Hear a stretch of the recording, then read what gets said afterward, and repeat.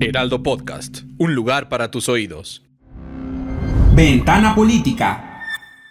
Bienvenidos a Ventana Política, el podcast donde echamos un vistazo a la actualidad política de México y el mundo. Mi nombre es Verónica Ortiz y en este episodio hablaremos de la crisis de confianza y la crisis de agravio que atravesamos en México y también, hay que decirlo, en buena parte del mundo. ¿A qué nos referimos con esto? Pues se lo vamos a preguntar a nuestra invitada, Mariana Sanz. Ella es CEO de Edelman para América Latina. Es una profesional de amplia experiencia en comunicación y relaciones públicas en instituciones nacionales e internacionales, tanto del sector público y privado. Bienvenida, Mariana. Qué gusto que estés aquí con nosotros.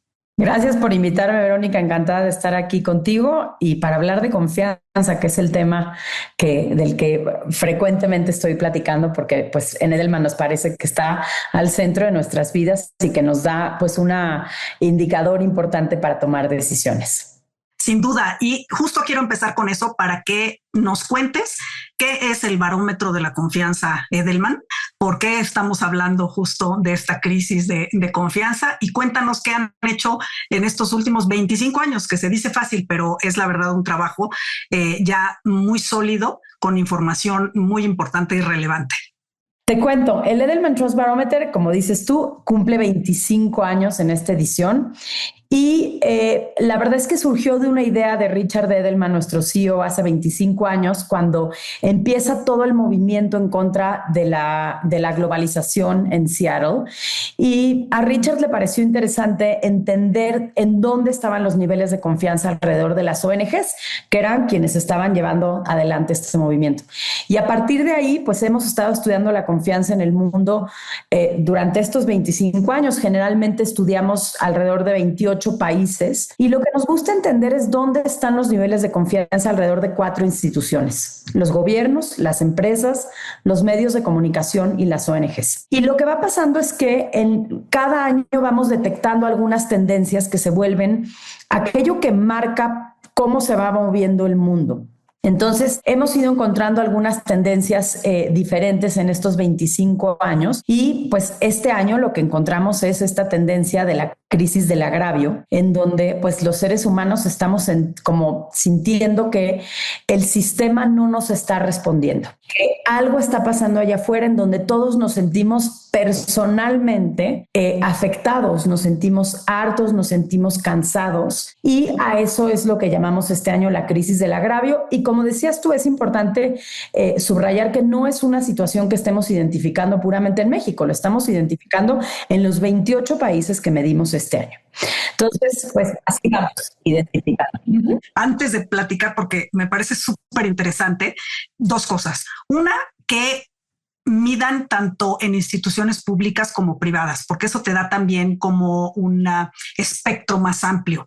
Sabemos justo de mediciones de valores, mediciones incluso de confianza, sobre todo en instituciones públicas, por ejemplo, que son las más amplias, es decir, pues cuánto confiamos, ¿no?, en los gobiernos, en las autoridades, en las elecciones y demás. Pero aquí el componente de incorporar medios, empresas, comunicación, creo que te da un panorama que no se tiene cuando analizas encuestas, digamos, o sondeos o formatos de este tipo que van área por área, ¿no? Entonces, esa es una. Y otra, que también el rango de tiempo, estamos hablando justamente del milenio y cuántas cosas efectivamente han pasado. Entonces, nada más preguntarte por eso, ¿a quiénes les preguntan para tener esta visión en conjunto? Y si me das lo que te ha llamado la atención, ya visto en retrospectiva en esta línea de tiempo incluso que hacen ustedes, y ahorita nos compartes en dónde puede la gente ver este estudio,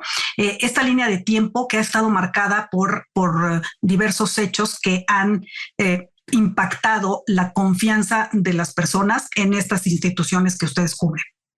Claro que sí, Verónica. ¿A quién le preguntamos? Hacemos encuestas abiertas, 1,150 encuestas por país, son por internet, es representativo. La verdad es que, como decías tú hace un ratito, pues es el estudio de confianza transversal y global más importante que se ha hecho en el mundo. No conocemos otra institución que durante tantos años haya ido, aparte, analizándola con la misma metodología y que nos da capacidad de ver cómo se va moviendo esto en realidad, ¿no? Entonces, ¿cuáles son aquellos puntos de inflexión que hemos ido detectando? Bueno, como te decía, en el 99, con la batalla de Seattle en contra de la OMC, empezamos a ver cómo cambiaba también en dónde los individuos ponemos nuestra confianza. En 2003, pues nos acordaremos de la invasión a Irak, en donde empieza toda la discusión sobre si estaba la razón del lado de Estados Unidos o no, con todos los argumentos que dieron. La confianza en el gobierno de Estados Unidos se cae de manera importante y la verdad es que ha sido difícil recuperarla desde entonces. 2008, todos nos acordaremos también, fue la crisis financiera que sufrimos a nivel global. Evidentemente ahí también tuvimos un punto de caída súper importante en la confianza en los bancos, en el sistema financiero. Claro, con la gran recesión ahí, ¿no? Con la gran recesión, pues lo vivimos todos muy cerquita, ¿no? En 2016 vimos Brexit, por ejemplo. Entonces ahí fíjate que la tendencia que vimos a nivel global muy marcada fue cómo aumentó este gap de confianza entre los medios de comunicación. Ahí la verdad es que empezamos a ver ese punto importante. En 2020 con COVID es uno de los momentos en donde más se nos han movido los niveles de confianza en todo.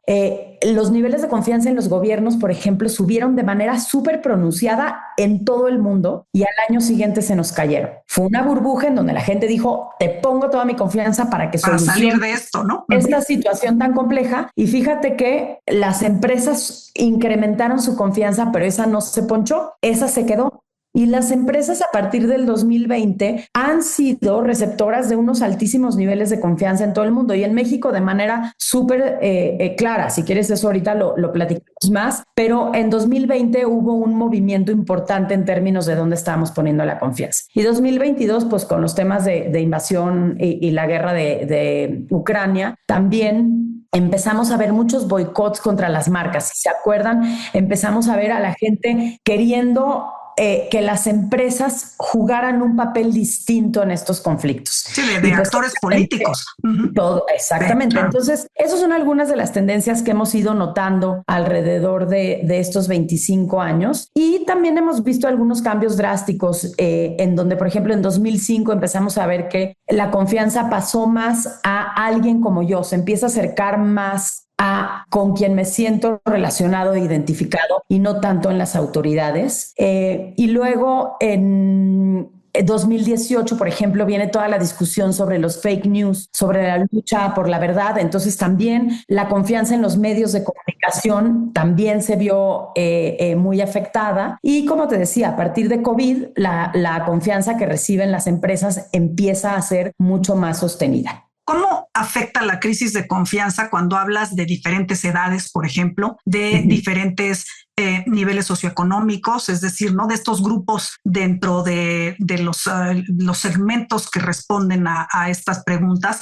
¿Cómo fluye ese tema y cómo cambia, en todo caso, la percepción entre estos diferentes segmentos? Bueno, en el tema de los segmentos de edad, por ejemplo, tendríamos que ir viendo caso por caso porque los tenemos medidos así. Pero te diría, por ejemplo, que pero los jóvenes, tienen una crisis mayor, por ejemplo, después de COVID. Es que depende, porque probablemente si te digo, la confianza en las empresas es diferente a la confianza que tienen en el gobierno. Entonces lo tendríamos que desmenuzar por cada una de estas. Desagregar por estas instituciones. Desagregar, ¿no? Exacto. Ahora, algo que es importante notar también es que durante muchos años hemos ido midiendo el gap que hay entre los promedios de confianza que hay entre los grupos de ingresos altos y los grupos de ingresos bajos. Y si te hablo de México, la verdad es que ese gap es uno de los más grandes que existen a nivel global. De los 28 países que medimos, el gap entre la confianza que tienen los grupos de ingresos altos versus los de ingresos bajos es muy constante en México y además no ha ido cambiando. De repente algunos años se cierra un poco más, pero sigue siendo un gap de 18 puntos. Es un montón. Es enorme, sí. Es un montón. Entonces, pues eso también nos dice muchas cosas de cómo estamos viviendo desde diferentes perspectivas el tema de la confianza. Claro. ¿Cuándo se convierte en la crisis de confianza que podemos entender? Y además con esta explicación que nos has dado de los puntos de inflexión me parece súper interesante. Pero ya cuando hablas de la crisis del agravio, ¿no? Lo puedo, por ejemplo, vincular con la decepción en todo caso con la globalización, por ejemplo, justo toda la población que quedó al margen, ¿no? De estos avances, de estos beneficios de la globalización y que se sintió pues descolocada, ¿no? En todo caso, sobre todo pienso en poblaciones que no encontraron, por ejemplo, trabajo o que al revés, ¿no? Fueron desplazados de sus trabajos por estas cosas, pero también va más allá, ¿no? Es decir, hay un sentimiento de agravio que va más a lo que tú hablabas, de un sentimiento personal de agravio que se refleja, sin duda, en el comportamiento de las sociedades. Sin duda. Este año llamamos el reporte así, el sentimiento, la crisis del agravio, porque empezamos a ver que esta sensación de hartazgo se vuelve mucho más personal. Este año nos llamó la atención, por ejemplo, que mucha más gente, comparado con los años anteriores, lo está sacando. Marginando, ¿no? Marginando, y no son necesariamente los grupos que naturalmente viven marginados y que tienen una situación de desventaja muy marcada, ¿no? Los hombres, o sea, esto es compartido, los hombres, las mujeres, los más jóvenes, los más grandes, los de más ingresos y los de menos ingresos se sienten discriminados, ¿no? Y un poco regresando a tu pregunta, lo que nos está diciendo la crisis del agravio es que sí hay una falla del sistema. Las instituciones no están funcionando y no están resolviendo esos problemas que nos preocupan de fondo. Y fíjate, tenemos una lámina con la que abrimos generalmente cuando presentamos el Trust Barometer que nos muestra los niveles de confianza en promedio para cada uno de los países. México siempre está un poco a la mitad de la tabla en niveles de neutralidad, pero este año, fíjate, los países que mayores niveles de confianza mostraron fueron China, Indonesia, India y Emiratos Árabes Unidos. Y en el fondo de la tabla, los que menos confianza muestran son Japón, Corea del Sur, Alemania, Reino Unido, España. No, bueno, exacto. Entonces, pues sí te hablo un poquito de lo que me estás diciendo tú. Claro. O sea, ¿qué tanto el sistema y qué tanto la globalización están generando niveles de confianza o no? Pues en China es el país que año con año nos sale con los mayores niveles de confianza. Entonces, pues eso nos dice cosas. Y eso parece contraintuitivo, ¿no? Es decir, que pensarías que los niveles de satisfacción, ¿no? Están en otro lugar y resulta que la gente se está sintiendo, o sea, nos estamos sintiendo agraviados, ¿no? Exactamente. Al revés, ¿no? Entonces, hace 2 años, por ejemplo, el reporte se llamaba La crisis de la polarización y los países que salen naturalmente más polarizados son Estados Unidos, España, Argentina, Colombia. Entonces, pues sí nos dice algo sobre cómo el sistema está respondiendo y resolviendo o no todas estas cuestiones que a la gente hoy le preocupan. Claro. La gente también se está sintiendo marginada por usar lo que tú decías o dejada al margen por la evolución tan rápida de la tecnología, por ejemplo, es decir, que te estés quedando o en una inseguridad respecto a que si puedes, ¿no? Estar a la par, a lo mejor, ¿no? De las nuevas generaciones, si tu trabajo peligra, como hemos visto, porque pues ya la inteligencia artificial lo va a hacer. No sé, eso supongo que produce mucha ansiedad. Así es. En los últimos años, cada vez que tratamos de medir las ansiedades o los miedos de la población, el tema de tecnología, el tema de reskilling, por ejemplo, la automatización, nos salen niveles altísimos de miedo, ¿no? ¿Qué va a pasar conmigo? ¿Qué va a pasar conmigo con todo el tema de inteligencia artificial cuando automaticen todo aquello que estamos haciendo hoy? Y este año el tema de la recesión, por ejemplo, la inminente recesión de la que llevamos hablando mucho tiempo, genera mucho miedo. En México el 77% de la gente nos dijo, es algo que me da miedo. Y la globalización. ¿no? Todos los temas relacionados con la globalización, el tema de los conflictos comerciales globales. En México el 74% nos dijo, y ojo, porque esto lo levantamos, estas encuestas se levantaron a principios de noviembre del año pasado. No habíamos pasado el 20 de enero.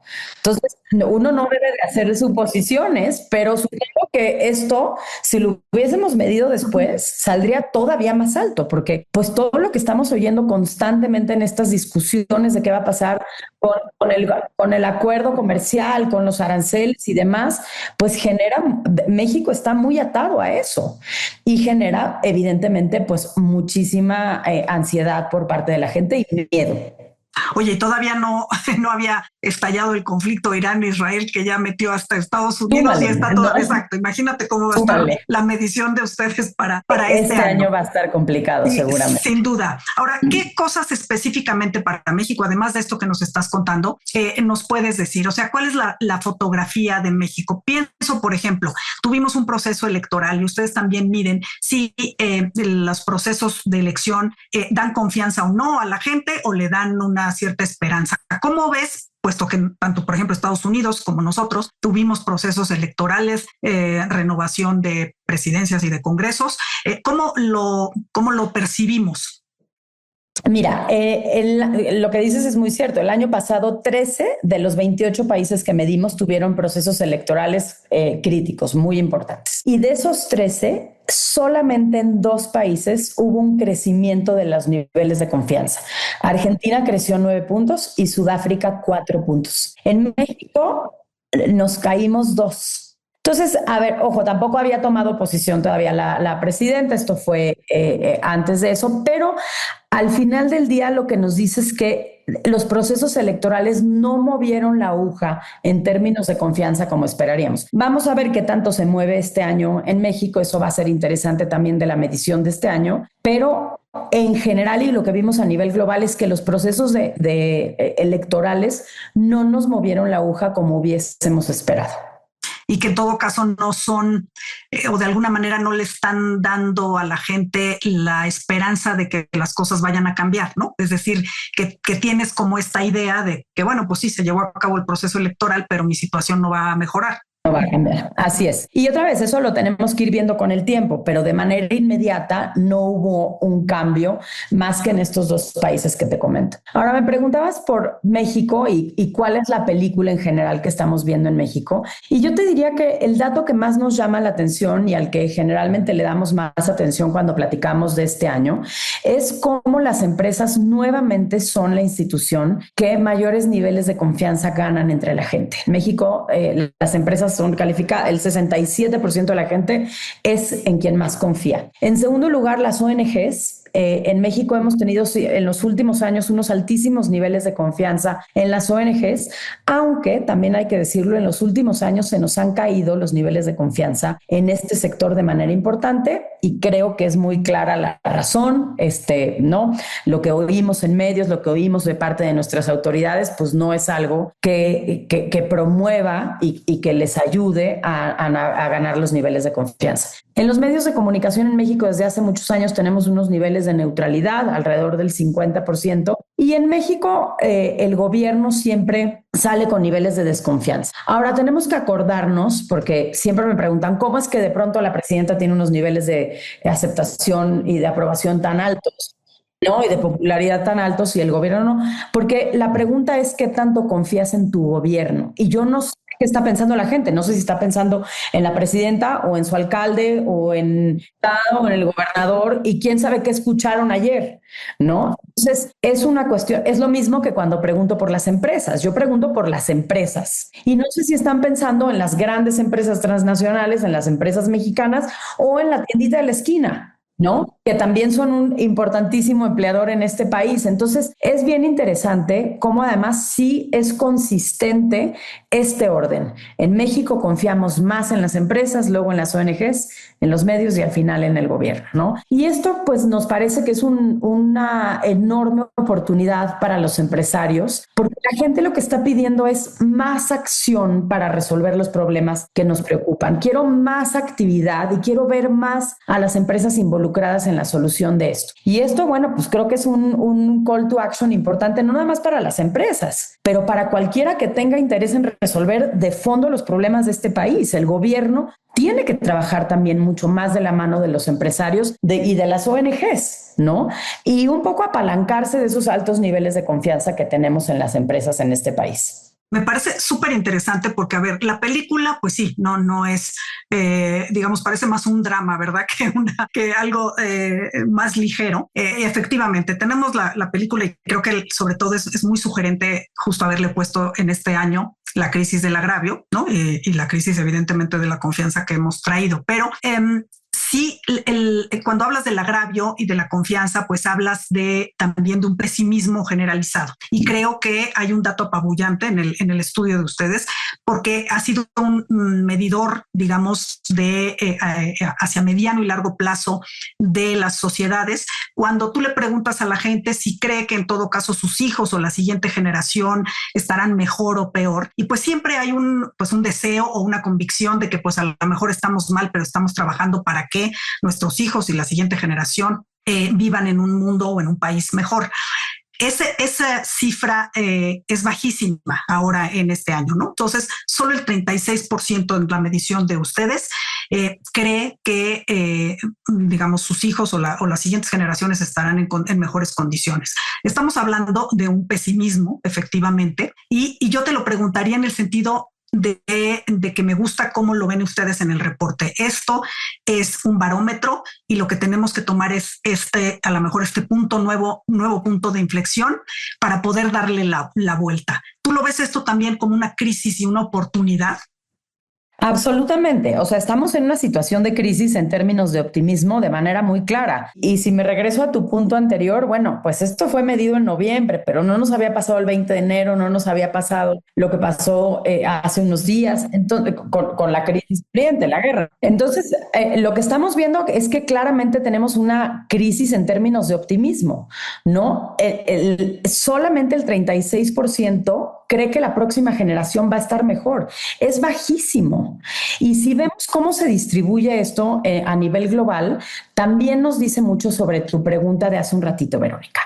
Los niveles más bajos de optimismo los tenemos en Francia, en Alemania, en Japón. Y los países más optimistas al otro lado de la tabla son Arabia Saudita, China, India, en Indonesia. México a la mitad de la tabla. Entonces, otra vez, tiene que ver con la crisis del agravio, tiene que ver con la polarización, tiene que ver con todas esas cosas que están sumando para que la gente no sienta que vamos a estar mejor. Ahora, tú me dices, ¿esto es una oportunidad? Sin duda. Sin duda, porque lo primero que hay que hacer es como en la vida, hay que identificar el problema para poderle dar la vuelta, ¿no? Y cuando ya hay reconocerlo, ya hay que darle la vuelta y entender que tenemos que trabajar todos para poder incrementar este optimismo. Y esa es una de las conclusiones a las que llegamos con el barómetro de este año. Todos juntos tenemos que trabajar en ponerle un poco más de luz y de foco a aquellas cosas que sí nos están llevando a solucionar, aquellas cosas que nos están saliendo bien, porque tal vez también tiene que ver con aquellas cosas en las que nos estamos enfocando todos, ¿no? En las que estamos enfocando nuestra conversación. Entonces, creo que ahí todos tenemos desde nuestra cancha algo positivo que poner allá afuera para poder incrementar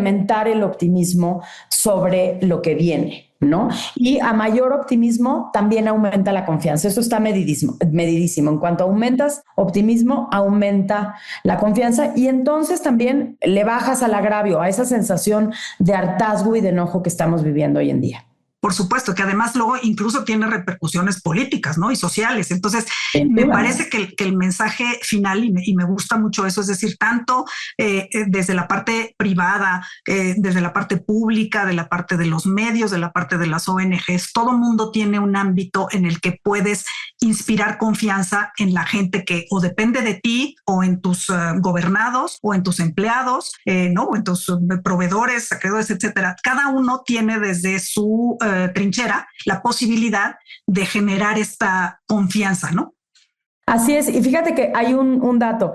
De las cosas que más pide la gente, por ejemplo, es que en los espacios de trabajo se generen esos lugares en donde podemos tener discusiones más civilizadas, un diálogo mucho más abierto, respetuoso, porque no lo estamos viendo allá afuera. Y creo que en ese sentido, los empresarios también tenemos una oportunidad de generar ese espacio en donde podemos dialogar. Hoy nos está costando mucho dialogar.